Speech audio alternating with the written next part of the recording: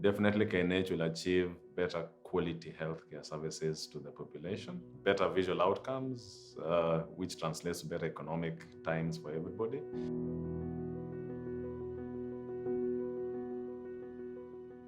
It's a great thing that KNH is becoming a fully referral hospital because we'll focus more on what we were intended to do right from the beginning. We deal a lot with the subspecialty cases. For example, in my field, I'll be focusing more on the vitreous and the retinal conditions in the eye.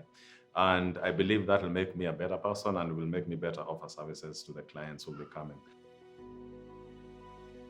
In ophthalmology, we have 5 different subspecialties. We have anterior segment, which deals with the cornea. We have glaucoma, which deals with eye pressure conditions in the eye. We have pediatric ophthalmology, which deals with pediatric cases pertaining to the eye. We have oculoplasty, plastic surgery around the eye and the tumors around the eye. Then we have vitreoretinal subspecialty. The clinics vary from day to day between Monday and Friday, our outpatient clinics. The average numbers vary from 20 patients to 40 patients per day on an average. And we foresee a scenario where the numbers will go up, but we shall be able to handle. We just increase the working hours and we should be able to do it. To the public at large, to all Kenyans and anybody else in the region, I'd say Kenyatta is opening up for better things, and we shall definitely offer you better services when you come.